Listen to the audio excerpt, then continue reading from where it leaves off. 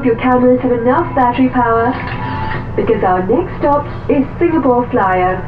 Standing at 165 meters tall, there is no better view of Singapore's skyline than from the Singapore Flyer. On very clear days, you can see all the way to Indonesia. Before alighting, check with our team for special discounts. Want to get a unique view of Marina Bay Sands and the Merlion? Hop aboard the Captain Explorer Duck Tour. This land adventure will take you around the Civic District before the amphibious vehicle splashes down in Marina Bay. Excited? Ask our staff for a special discount.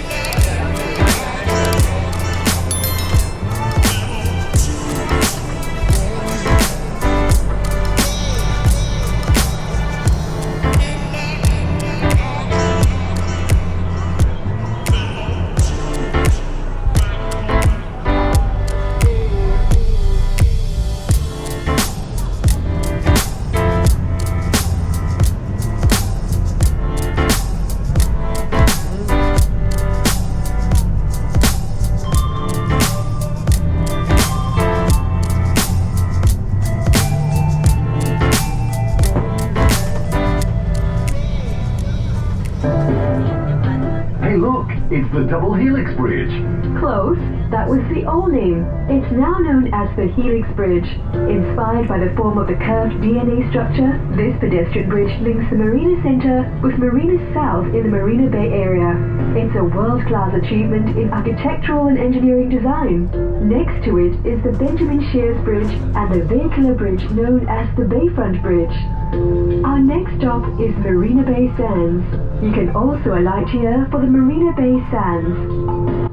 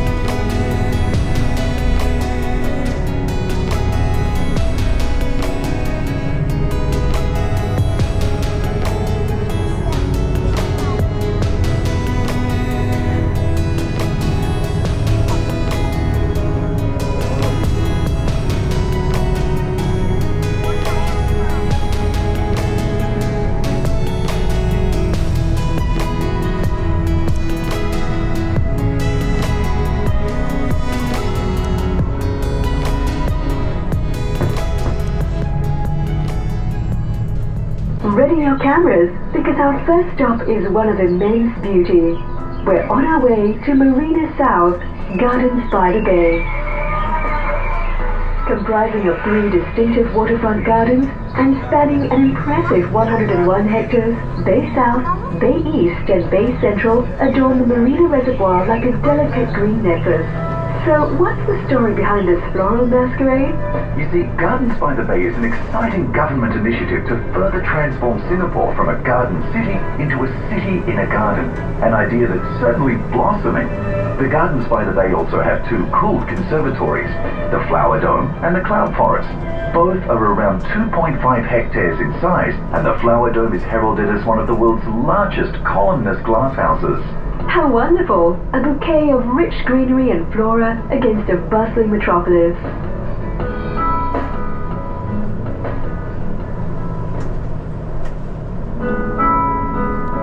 Here in Gardens by the Bay, you can get up close with a tapestry of plant life from across the globe.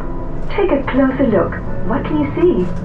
Go for a wander through the cool conservatories, marvel at the vertical gardens, and discover the hidden beauty within the themed gardens. Just a single glance is all it takes to see why this is the world's premier tropical waterfront garden. Where will you go first? There is really so much to explore. Take in the magical sights from a hanging walkway or be dwarfed by the super trees, the largest vertical display of plants ever presented in a garden. These huge tree-like structures dominate the garden's landscape, towering over it with heights that range between a massive 20 to 50 meters. That's around 82 to 160 feet. These vertical gardens perform a multitude of functions, including planting, shading, as well as working as environmental engines for the gardens. They aren't just there for looks. The super trees are also home to enclaves of unique and exotic ferns, vines, orchids, as well as a vast collection of bromeliads, such as tillandsia, amongst other plants. In addition to playing home to plant life, the super trees also help run the gardens. They're fitted with environmental technologies that mimic the ecological function of trees. Photovoltaic cells that harness solar energy, which can be used for some of the functions of the super trees, such as lighting and the collection of rainwater for use in irrigation and fountain displays. The super trees also serve as an air intake and exhaust part of the conservatory's cooling systems. These man-made trees are a marvel of technology and beauty. I can't wait to see them. I also heard there's an elevated walkway, the OCBC Skyway, that runs between 2 of the largest super trees, where visitors can enjoy breathtaking aerial views of the gardens. Not to mention a food and beverage outlet atop the 50-meter tall super tree. If you think it looks spectacular during the day, wait until you see them at night. In the evenings, the super trees come alive with a light and music show called the OCBC Garden Rhapsody. It really does sound spectacular. We should also remember that the gardens also celebrate the richness of Singapore's ethnic diversity. In Heritage Gardens, you'll discover the importance of plants in Singapore's 3 main ethnic groups and the colonial heritage. But there's more to take in than just plants. You can also explore the various functions of plant life in our 6 gardens. Sounds incredible. Let's go.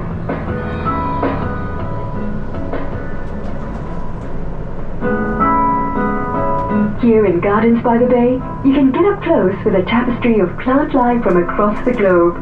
Take a closer look. What can you see? Go for a wander through the cool conservatories, marvel at the vertical gardens, and discover the hidden beauty within the themed gardens. Just a single glance is all it takes. To 160 feet. These vertical gardens perform a multitude of functions, including planting, shading, as well as working as environmental engines for the gardens. They aren't just there for looks. The super trees are also home to enclaves of unique and exotic ferns, vines, orchids, as well as a vast collection of bromeliads, such as tillandsia, amongst other plants. In addition to playing home to plant life, the super trees also help run the gardens. They're fitted with environmental technologies that mimic the ecological function of trees. Photovoltaic cells that harness solar energy, which can be used for some of the functions of the super trees, such as lighting and the collection of rainwater for use in irrigation and fountain displays. The super trees also serve as an air intake and exhaust part of the conservatory's cooling systems. These man-made trees are a marvel of technology and beauty. I can't wait to see them. I also heard there's an elevated walkway, the OCBC Skyway, that runs between two of the largest super trees, where visitors can enjoy breathtaking aerial views of the gardens. Not to mention a food and beverage outlet atop the 50-meter tall super tree. If you think it looks spectacular during the day, wait until you see them at night. In the evenings, the super trees come alive with a light and music show called the OCBC Garden Rhapsody. It really does sound spectacular. We should also remember that the gardens also celebrate the richness of Singapore's ethnic diversity. Welcome to Singapore's 15th reservoir, Marina Barrage. Built across the mouth of the bay between Marina East and Marina South, Marina Barrage was officially opened on November 1st, 2008. The $226 million project turns Marina Bay and Kallang Basin into a new downtown freshwater marina reservoir and provides water supply, flood control, and a new lifestyle attraction. When it rains heavily during low tide, the barrage's crest gates will be lowered to release excess water from the reservoir into the sea. If heavy rain falls during high tide, the crest gates remain closed and giant drainage pumps are activated to pump excess water out to sea.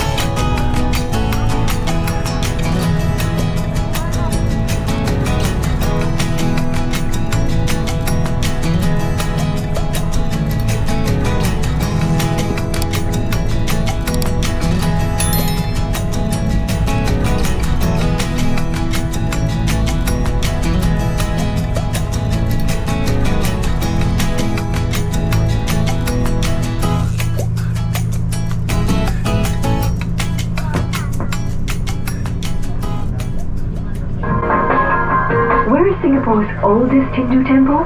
Why, it's right here at our next stop, Sri Mariamman Temple in Chinatown.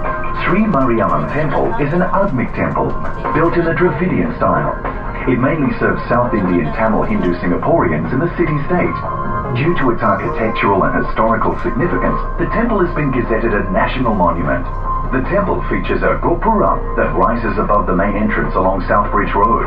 It is richly embellished with 6 tiers of sculptures of Hindu deities, other figures and ornamental decorations. The scale of each tier and its sculptures is slightly smaller than that of the tier immediately below it. This helps to create the illusion of height and adds to the symbolic importance of the building. Wow! So much history. Do you know about Lau Pasar? You mean Telok Ayer Market? You see, Lao means old and Pasar is the Hokkien Chinese pronunciation of the Persian loanword bazaar, which means market. Of course. So Lau Pasar means the old market among Chinese Singaporeans? That's right. At Lau Pasar, there's a food center which is located in downtown core within the central area. You'll also find a shoe repair shop, a 24-hour cheer store, plus a laundry store. And in the evenings on the weekends, a live band plays on the stage. That sounds good. And I'll bet you didn't know that on July 6th in 1973, Lau Pasar was gazetted as a national monument. Incredible. What a place. And then there's Tien Hock Keng, one of the oldest and most important Hokkien temples in Singapore. It was visited by Chinese immigrants giving thanks to Ma Tu, the goddess of the sea, for their safe voyage. Then in 1839, under the leadership of Mr. Tan Tock Seng and Mr. Si Hu Kei, the Hokkien Dun built the temple in Telok Ayer Street. The construction was completed in 1842 and it housed meeting facilities in the Dun's office. It's so old. It really is. In fact, the details of the temple's history are recorded in granite tablets on the wall inside the entrance hall. You see, the temple was built in traditional southern Chinese architectural style. Here's an amazing fact. The entire structure was assembled without a single nail. It's an architectural masterpiece of stone, tiles and wood, dragons and phoenixes, amazing carvings, intricate sculptures and imposing columns. Then, more recently, Tien Hock Keng was gazetted as a national monument in 1973. Is it true that Tien Hock Keng has been restored several times and even won 4 architectural awards for its restoration?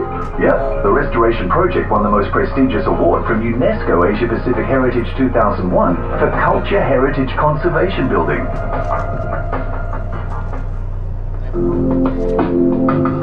Did you know that the largest ethnic group in Singapore is Chinese? While that makes Chinatown less of an enclave than it once was, the district does retain historical and cultural significance. In fact, large sections of it have been declared National Heritage Sites officially designated for conservation by the Urban Redevelopment Authority. The temple opposite to us now is the Buddha Tooth Relic. This is a tourist favorite in Singapore. We highly recommend a visit. The cultural complex holds the sacred Buddha tooth in a magnificent relic stupa composed of gold donated by devotees. It also holds relics and many rare Buddhist artifacts on exhibition in its museum. The relic is open from Monday to Sunday 7 a.m. to 7 p.m. and admission is free. Please note, out of respect, the temple requires appropriate clothing. The temple can provide sarongs if your attire does not comply with the temple rules.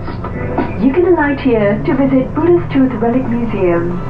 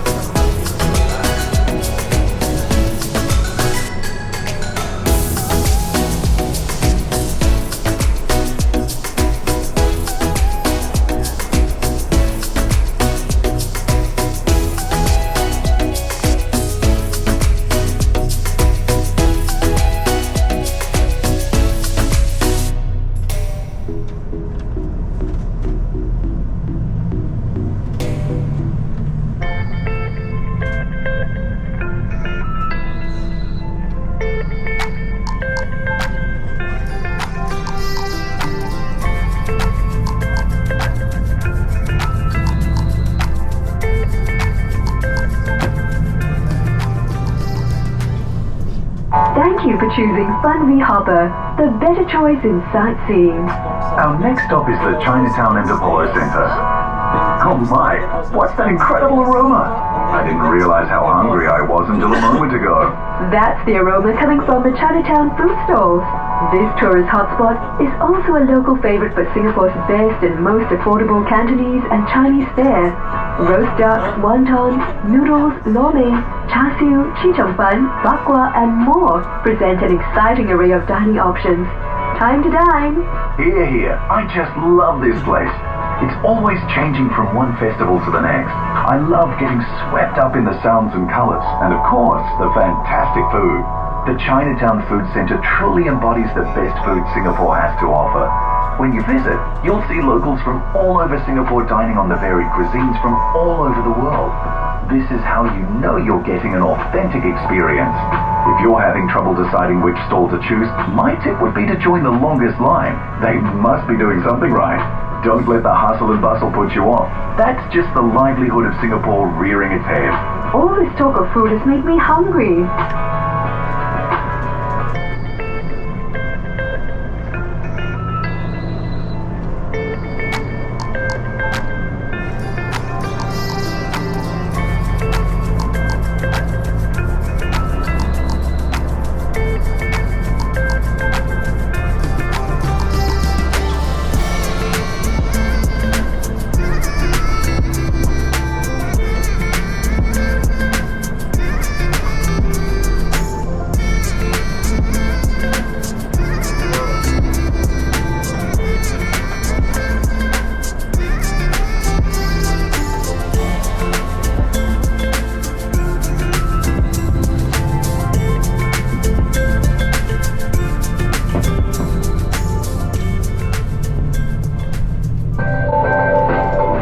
The next stop on our journey is the Clarke Quay MRT station.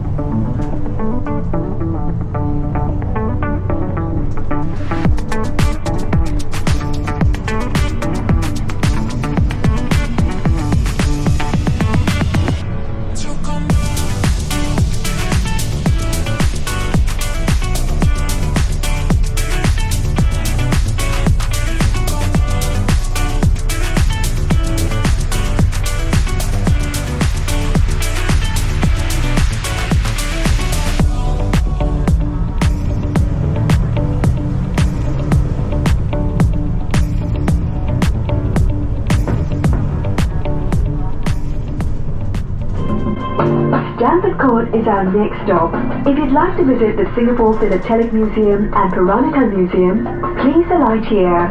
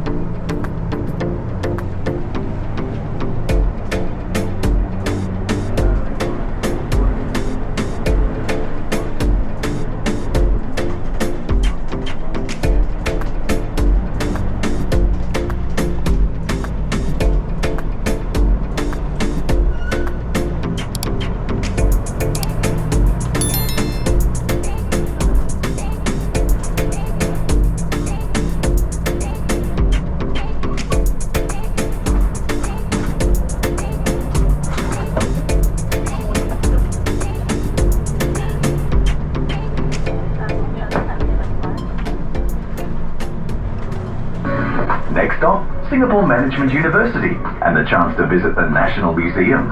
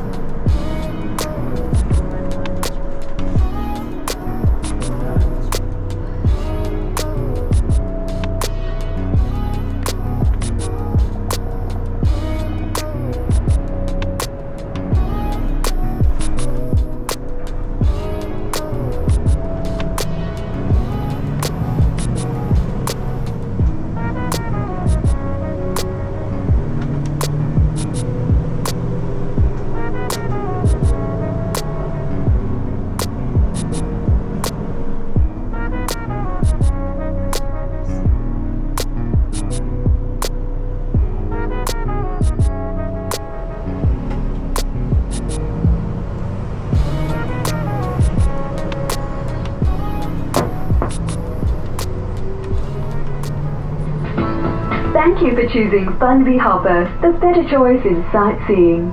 We'll be stopping opposite the Rendezvous Hotel next.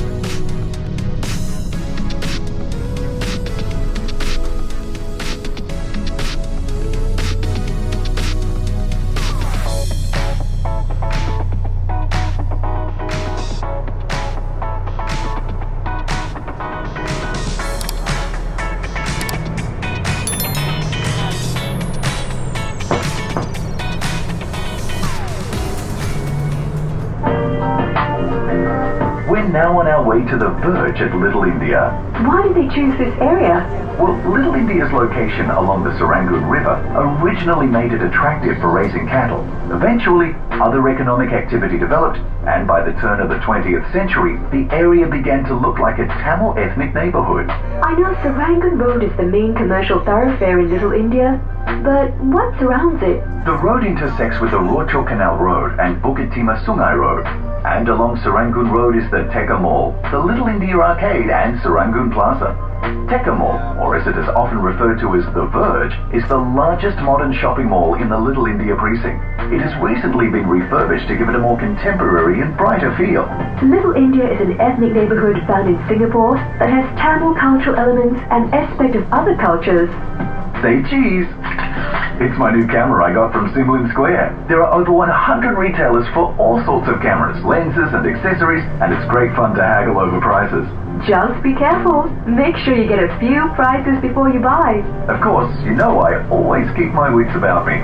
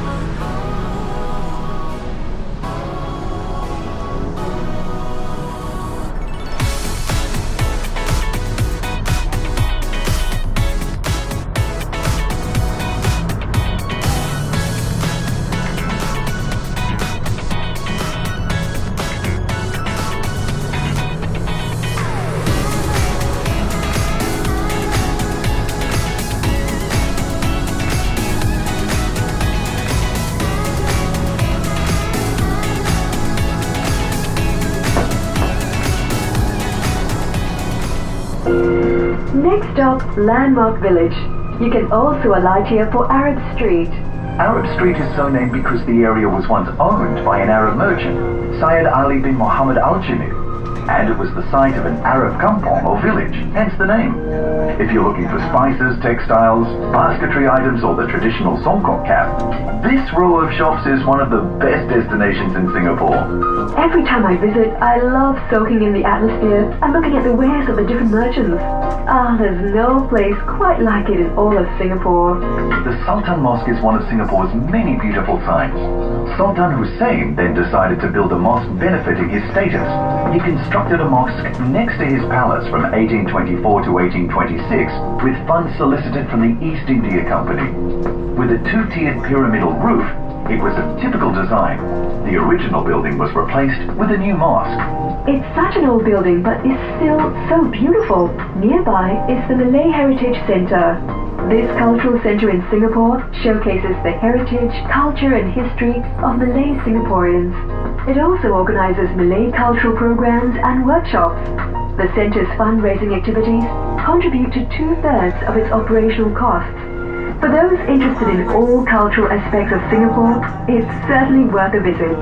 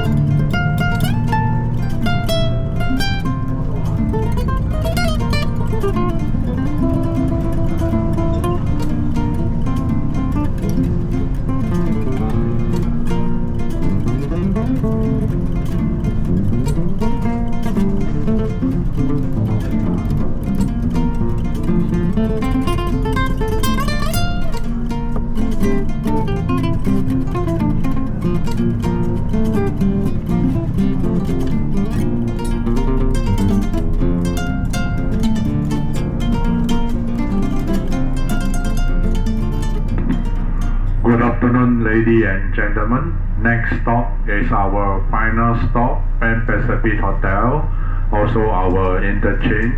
Those who want to change the green line, the next trip 2 p.m. to Orchard area, you may alight.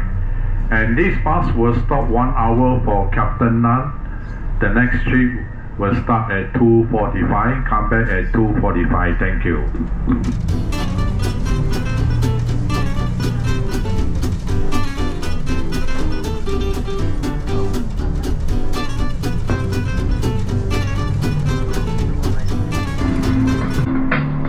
We'll be passing magnificent Pan Pacific Hotel next. The stop is also convenient for visitors to Marina Square Shopping Mall, one of Singapore's premier shopping destinations. Tenants at this site include John Little, Golden Village, Crocs, Marina Food Loft, Centre Stage and the first Carl's Jr. in the nation. Shop till you drop, then enjoy scrumptious dining and beverages. No doubt there is some great shopping, but there have been some fascinating developments in the reclaiming of land. Since the 19th century, the reclaiming of land has been viewed as a viable option to cope with the rising demand for more land as the population grew. Reclamation gradually moved the shoreline all the way to the Republic Boulevard and beyond. Around a fifth of Singapore's total land area is reclaimed, including places like Marine Parade and Changi Airport. However, with greater awareness of the environmental impacts and geopolitical concerns of reclamation, the government has had to find different ways of maximizing land use, such as building upwards, encouraging mixed-use developments, and even building underground. It's incredible to think that the whole marina area was once water. Land reclamation has made such a difference to Singapore's future. In 1960, the total area was only about 581 square kilometers. By 1990, the total land area had increased to 633 square kilometers. It's incredible to think we've increased the size of Singapore on our own terms.